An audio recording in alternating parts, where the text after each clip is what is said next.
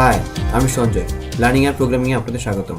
আজকে এই টিউটোরিয়ালে আমি দেখাবো কিভাবে নিউটন-র্যাপসন মেথড ইউজ করে আমরা বিভিন্ন ধরনের ফাংশন সলিউশন করে থাকি এবং এই নিউটন-র্যাপসন মেথডের মাধ্যমে বিভিন্ন ধরনের ফাংশন সলিউশন সাধারণত আমরা এই ফর্মুলাটি ব্যবহার করে থাকি এবং ফর্মুলাটি হচ্ছে xf equals xi minus f of x divided by a prime x।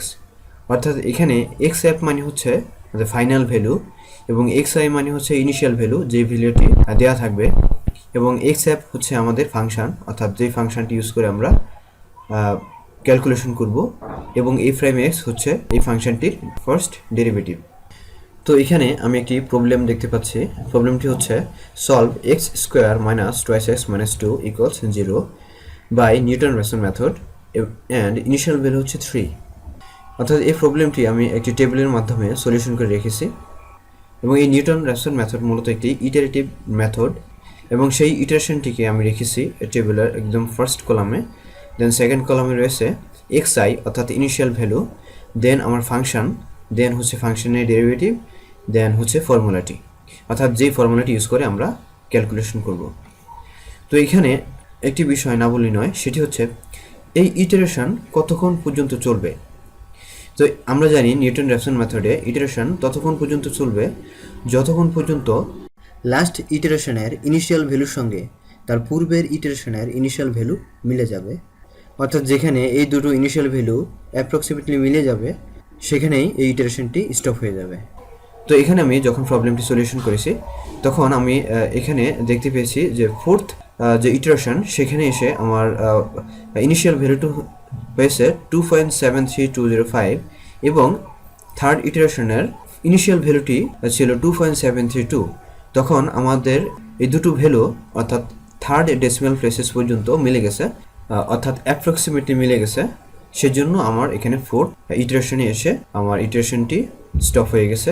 তখন আমার এখানে অ্যান্সার চলে আসে 2.732 ইন 3 ডেসিমাল প্লেসেস এবং আমার মূল অ্যান্সার হবে 2.73205 এবং এখানে ইটারেশন সংখ্যা হবে 4।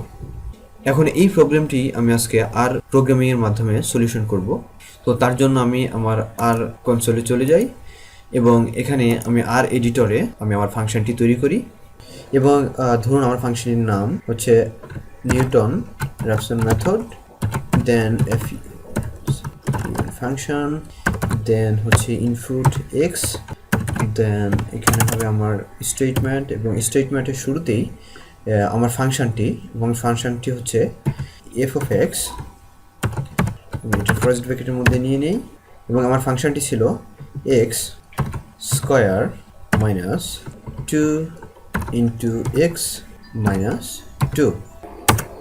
এরপর হবে আমার ডেরিভেটিভ এবং সেই ডেরিভেটিভকে আমি f x এর মধ্যে স্টোর করে নিই এবং ডেরিভেটিভটি হচ্ছে 2x মাইনাস 2 এবং এই ফাংশনটির ডেরিভেটিভ হবে 2 ইন্টু x মাইনাস 2।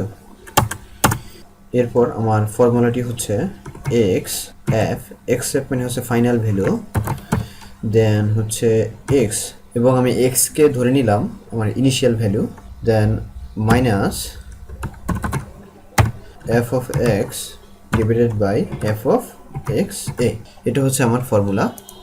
এটা হচ্ছে নিউটন-র্যাপসন মেথডের মাধ্যমে ফাংশন সলভ করার ফর্মুলা।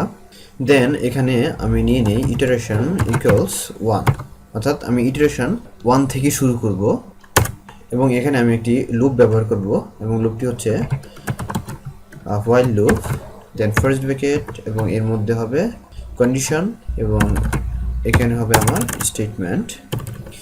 তো প্রথমেই আমি কন্ডিশনটি সেট করে নিই। কন্ডিশনটি হচ্ছে abs f of x is greater than 0.0001 and iteration is less than 20 এবং এই কন্ডিশনের মধ্যে আমি কিছু কমান্ড লিখেছি এবং প্রথম কমান্ডটি হচ্ছে abs f of x, অর্থাৎ এখানে f of x যে ফাংশনটি রয়েছে সেই ফাংশনের মধ্যে যখন আমরা ইনিশিয়াল ভ্যালু সেট করব, সেই ইনিশিয়াল ভ্যালু সেট করার পর আমাদের একটা পার্টিকুলার ভ্যালু আসবে। সেই ভ্যালুর অ্যাবসলিউট ভ্যালু যখন ইজ গ্রেটার দেন 0.0001 অর্থাৎ এই সংখ্যাটি থেকে বড় হবে এবং ইটারেশন যখন 20 থেকে ছোট হবে তখন আমাদের এখানে স্টেটমেন্টের মধ্যে যে আমরা এখন স্টেটমেন্ট লিখতে যাচ্ছি সেটা এক্সিকিউট করবে অথবা সেটা রান করবে। এবং এখানে 0.001 লেখার উদ্দেশ্য হচ্ছে আমি যদি এই সংখ্যাটি লিখি তাহলে আমার এখানে রেজাল্টটি অ্যাকুরেট রেজাল্ট দেখাবে, এবং এখানে আমি শূন্য আরও বাড়িয়ে নিতে পারি। আমি শূন্য যত বাড়িয়ে নিব ততই আমার অ্যাকুরেট রেজাল্ট আসবে। তো আমি আমার এখন স্টেটমেন্টটি লিখি এবং স্টেটমেন্টের শুরুতেই হবে এক্স ইকুয়ালস এক্সএফ। এর মানে হচ্ছে প্রথম ইটারেশনে যে আমরা ফাইনাল ভ্যালুটি পাবো সেই ফাইনাল ভ্যালুটি এখানে এসে অর্থাৎ সেকেন্ড ইটারেশনে এসে আবার সেটা ইনিশিয়াল ভ্যালু হয়ে যাবে। অর্থাৎ আমরা যদি আমাদের সেই জেনারেল পদ্ধতিতে দেখি তাহলে আমরা এখানে টেবিলে দেখতে পাচ্ছি আমাদের ফার্স্ট ইটারেশন ইনিশিয়াল ভ্যালু ছিল 3 এবং সেই 3 থেকে আমরা এখানে ফর্মুলা ইউজ করার মাধ্যমে একটি ফাইনাল ভ্যালু পেয়েছি 2.75 এবং সেকেন্ড ইটারেশনে এসে সেই 2.75 আবার ইনিশিয়াল ভ্যালু হয়ে গেছে। তো এভাবে আমাদের ইটারেশন প্রসেসটি চলতে থাকবে। এখানে আমি আর ফাংশনে ঠিক সেম বিষয়টি লিখেছি। এখানে প্রথম ইটারেশনে যে ফাইনাল ভ্যালুটি প্রডিউস হবে সেই ফাইনাল ভ্যালুটি আমাদের এখানে সেকেন্ড ইটারেশনে এসে আবার ইনিশিয়াল ভ্যালু হয়ে যাবে। দেন এখানে আমি এই কমান্ডগুলোকে কপি করে নিই এবং এখানে পেস্ট করে দিই এবং এখানে আমার ইটারেশনটিও উল্লেখ করে দিতে হবে। ইটারেশন হবে আইটি যোগ 1। এর মানে হচ্ছে আইটি এর মান যখন 1 তখন সেটাকে আমরা প্রথম ইটারেশন বলবো এবং সেই মানটি আবার এখানে যখন আইটি ইকুয়ালস 1 হবে অর্থাৎ 1 + 1 2 তখন আমাদের ইটারেশনটি 2 হবে। দেন যখন আবার আইটি ইকুয়ালস 2 হবে 2 + 1 3 আবার 3 এখানে জমা হবে। এভাবে আমাদের ইটারেশন প্রসেসটি চলতে থাকবে এবং এটা চলবে লেস দেন 20 পর্যন্ত অর্থাৎ 20 আগ পর্যন্ত চলবে। তো আমার ফাংশনটি তৈরি হয়ে গেছে। এখন আমি যদি আউটপুটকে অর্থাৎ আমার রেজাল্টকে লিস্ট আকারে দেখাতে চাই তাহলে কমেন্টটি হচ্ছে list লিস্ট, দেন এর মধ্যে আমি আমার রেজাল্টকে স্টোর করে নিই এবং রেজাল্ট হচ্ছে xf অর্থাৎ final value, then iteration equals it। ফাংশনটি তৈরি হয়ে গেছে। এখন ফাংশনটি আমি আর কনসোলে রান করে নিই।